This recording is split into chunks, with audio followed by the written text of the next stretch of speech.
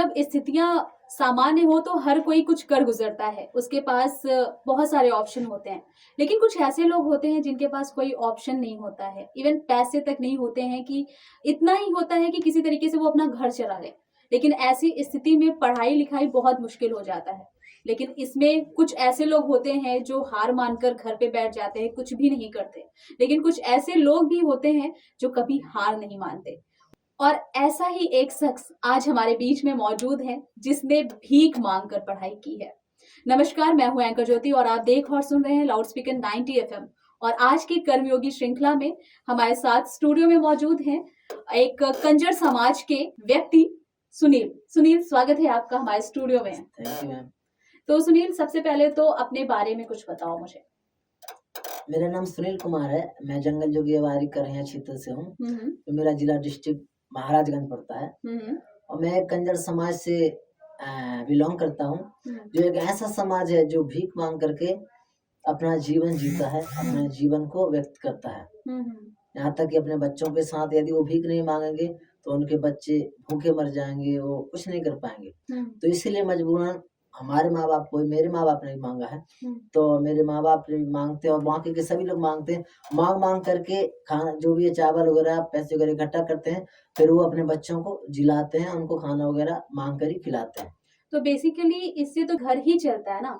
तो आपने मतलब भीख मांग के पढ़ाई करना, ये खुद में बहुत बड़ी बात है, एक मोटिवेशन है ये हम सभी के लिए। जहां एक तरफ हम लोग बच्चों को पुश करते हैं कि नहीं पढ़ाई करो, और वो पढ़ाई से भागते हैं। और ऐसे में आपने इतनी मेहनत करके पढ़ाई की, तो ये मतलब कैसे ख्याल आया उस समाज में? क्या आपके यहाँ पे सारे लोग ऐसे पढ़ाई करते हैं? नहीं, बाकी के लोग तो नहीं, यही फाइनेंशियली प्रॉब्लम होने के कारण बाकी लोग नहीं पढ़ पाते और अभी तक बच्चे जो नहीं पढ़ पा रहे हैं। लेकिन मुझे जो है, मैं भी बचपन से नहीं पढ़ा हूँ और मैंने जो है काफी जवान हो गया था, कम से कम 10-12 साल की एज में हो गया था, जहाँ तक 13-14 मानो, तब जाकर मैंने पढ़ाई स्टार्ट की। और पढ़ाई से बिल्कुल इंटरेस्ट नहीं था, लेकिन जब मैं पढ़ने लगा और पढ़ाई के विषय में जानने लगा कि सचमुच पढ़ाई क्या होता है, पढ़ाई का लेवल क्या होता है, एजुकेशन का लेवल क्या होता है, आदमी एक एजुकेशन से कितना आगे बढ़ सकता है, कितना ज्ञानवान हो सकता है, ये चीज मुझे पता चला। और पढ़ाई का एक टेस्ट आया, मुझे मजा मिला, तो उस चीज को मैंने देखा। और जब मेरी क्लास से, जैसे मैंने 10 पास किया, फिर 11वीं पास करने के लिए मेरे पास, 11वीं में पढ़ने के लिए मेरे पास पैसा नहीं हुआ करता था। फिर 12वीं पास करने के लिए मेरे पास कोई प्रॉब्लम नहीं था, क्योंकि माँ बाप खुद भीख मांग के खाते हैं, तो वो कहाँ से मुझे पढ़ाएंगे या फीस कहाँ से पे करेंगे। तो इसीलिए मैंने ठाना, यदि जब मैंने पढ़ाई को पकड़ा है और पढ़ाई का टेस्ट मैंने ले लिया है और मुझे जिंदगी में आगे बढ़ना है, भविष्य में कुछ करना है, तो इसीलिए भले मुझे भीख मांगनी पड़ जाए, लेकिन मुझे पढ़ाई को नहीं छोड़ना है, एजुकेशन को अपने जीवन में लेकर आगे बढ़ाना है। तो इस चीज को मैंने ठाना और यहाँ तक 10 से लेकर 12 तक, BA तक, यहाँ तक तो मैंने भीख मांग करके अपनी फीस पे करी और भीख मांग करके मैंने अपनी पढ़ाई को कर पाया हूँ। सुनील, जैसा कि अभी तुमने बताया कि तुमने जब पढ़ाई शुरू की तो उस वक्त तुम्हारी उम्र रही होगी 10 से 11 साल, है ना? राइट। 10 से 11 साल।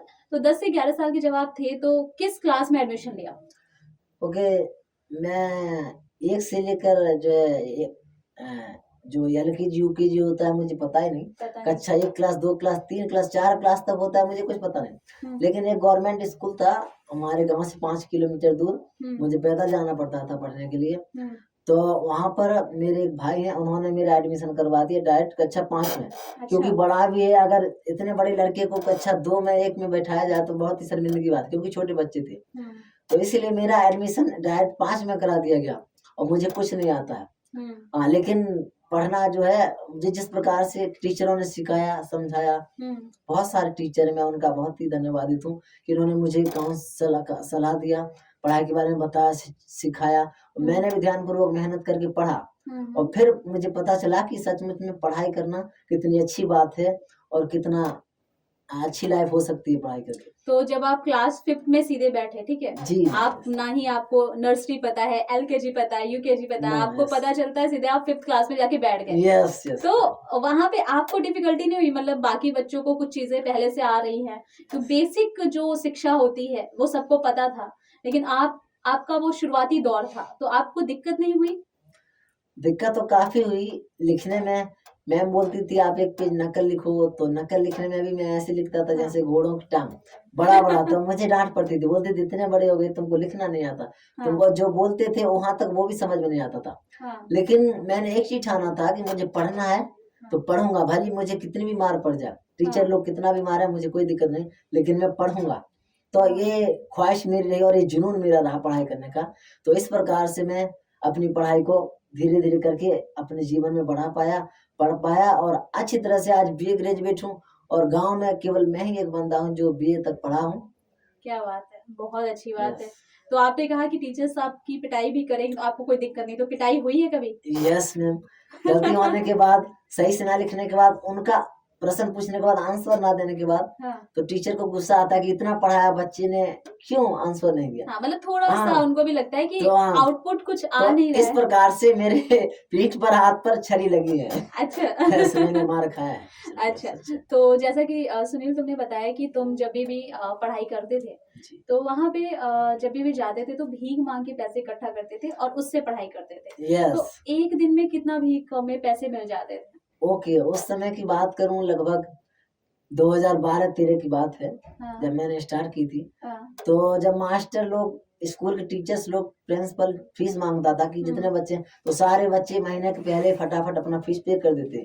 गवर्नमेंट स्कूल तब कम ही लगता था, लेकिन लगता उतना भी हमारे पास नहीं था, ना तो मेरे परिवार के पास था। इसलिए क्या करता था मैं, वापिस जब ये सुनता था कि टीचर्स हमसे फीस मांग रहे हैं, हमारे पास पैसे नहीं है, तो घर आता था, घर उठा करके अपने 2 से 3 दिन स्कूल ना जा करके अपना झोला उठाता था, हाथ में कटोरा उठाता था, और अपने आसपास के, मेरे आसपास के जो गांव है, करहिया क्षेत्र के जो गांव है आसपास के, उन गांव में मैं जा करके भीख मांगता था और लोगों से सहयोग मांगता था कि मुझे पढ़ाई करना है, प्लीज मुझे कुछ दे दो, कुछ दे दो। तो कोई ना कोई 1 रुपया या 2 रुपये या फिर कोई चावल मेरे हाथ में दे देता था या फिर मेरे झोले में डाल देता था। तो इस प्रकार से जो है मैं अपनी पढ़ाई, और जो डाल देता था उन सारी चीजों को लेकर के, मैं चावल ज्यादा हो जाता था तो उनमें से कुछ चावल बेच देता था ताकि मेरे हाथ में पैसे हो जाए, मैं फीस को पे कर सकूं। और कुछ चावल मैं खाने के लिए बचा कर रखता था कि सचमुच में हमें खाना भी जरूरी था, और खाना वगैरह सब अपने हाथ से बनाना पड़ता था। और इस प्रकार से मैं थोड़े 2-3 दिन मांग करके, तो मेरे हाथ में करीबन 50 से 60 रुपये उस समय जुट जाते थे। एक दिन में 50 रुपए? एक दिन में 50 से 60 रुपया। हाँ, एक दिन में 50 से 60। और फीस क्या होती थी आपकी महीने की? फीस होती थी महीने की वही 150। 150? हाँ। तो आप कितना देते थे? तो इस प्रकार से मैं 3 दिन मांगता था, 3 दिन भीख बैगिंग करता था, और तीनों दिन मुझे 50-60 रुपए मिल जाते थे। उनको इकट्ठा कर करके 150 रुपये पूरा करके, और तभी लेकर के स्कूल जाता था। 3 दिन आप नहीं जाते थे? नहीं जाते थे, अपनी पढ़ाई का हर्जा करते हुए मैं भीख मांग करके पैसे लेकर के ही स्कूल में जाता था, ताकि स्वाभिमान के साथ। यस, ताकि जैसे और बच्चे हैं उनको डांट नहीं पड़ती, उनको फीस के बारे में नहीं सुनना पड़ता। मैं भी चाहता हूँ मैं भी ना सुनूं, लेकिन मेरे माँ बाप के पास इतने पैसे नहीं थे, इसीलिए मैंने खुद भीख मांग लिया, और मांग करके सारे पैसे इकट्ठा करके स्कूल में जाता था। तब सर मांगते थे, तब उनको ऐसे देता था, सर ले लो फीस। तो सर ले करके फिर मेरा अगले मंथ में मेरी पढ़ाई को कैसा लगता था जब फीस देते थे? खुद को कैसा लगता था कि ये पढ़ाई जो है मेरी अपनी कमाई की है? यस, ये बहुत गर्व फील होता था, सचमुच में हाँ, मैं अपने हाथ से पैसे दे रहा हूँ और खुद पढ़ रहा हूँ, तो ये मुझे बहुत ही अच्छा लगता है। आपके माँ बाप को कैसा फील होता है?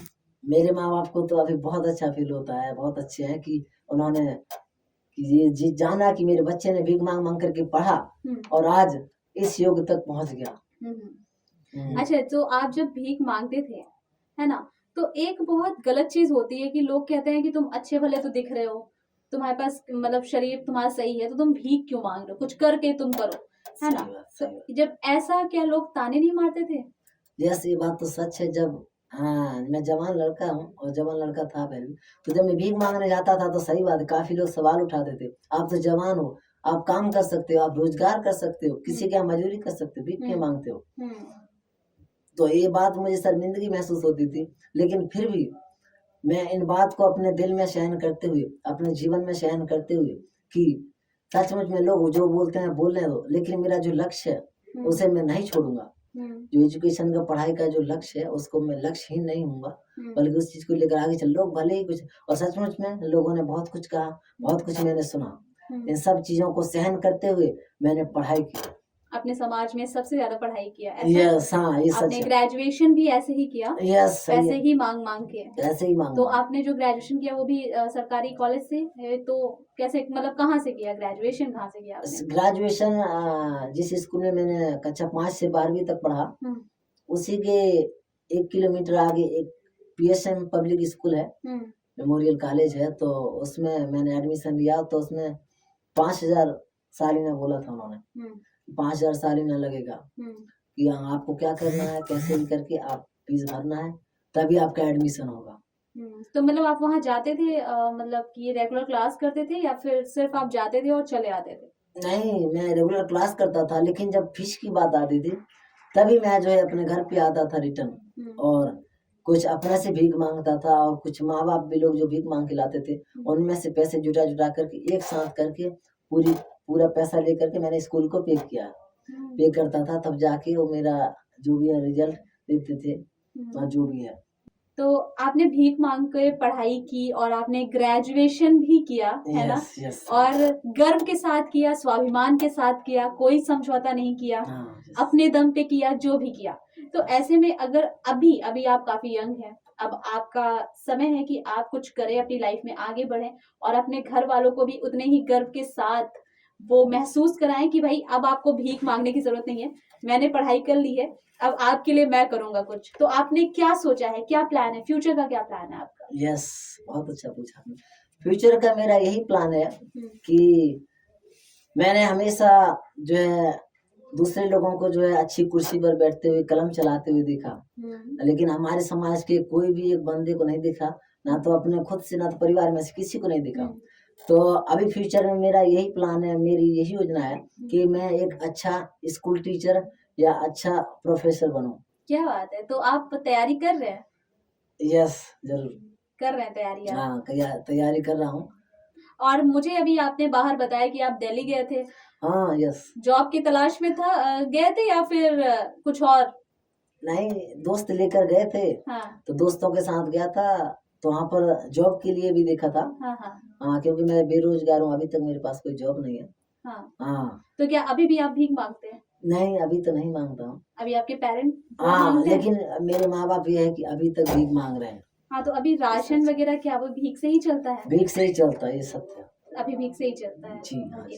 तो अभी का प्लान आपने जो बताया, तो अभी आप दिल्ली जाके वहाँ पे कुछ काम करने वाले हो या फिर? नहीं, वहाँ पर काम की तलाश की थी लेकिन मिला नहीं। हाँ, ऐसा हुआ नहीं, लेकिन इसलिए फिर वापस रिटर्न घर आया हूँ, और इसीलिए मेरी इच्छा है कि मैं कोई अच्छा जॉब करूँ, अच्छा काम करूँ, जिससे मैं अपने विकास और अपने समाज के विकास को बढ़ा सकूँ। क्या बात है! बहुत अच्छा लगा सुनील तुमसे मिलके और तुमसे बात करके।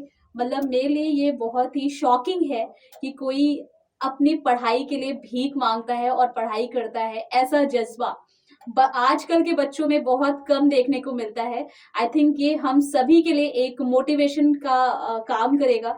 शायद आपको सुनने के बाद बहुत सारे ऐसे लोग होंगे जिनके माँ बाप सारी सुविधाएं दे रहे हैं, इसके बाद भी वो थोड़ा सा कटते हैं कि भैया नहीं पढ़ना है। उसके मम्मी पापा प्रेशर करते हैं कि नहीं तुम्हें पढ़ना है, ठीक है, उनको बोलते हैं पढ़ाई करो पढ़ाई करो। तो आई थिंक वो समझेंगे, देखेंगे, जानेंगे, और ये बहुत ही अच्छा मैसेज है आज के यूथ के लिए। Thank you so much Sunil हमसे जुड़ने के लिए। ऐसे ही देखते और सुनते रहिए लाउड स्पीकर 90 FM। बजाओ बजाओ जरा झूम के बजाओ।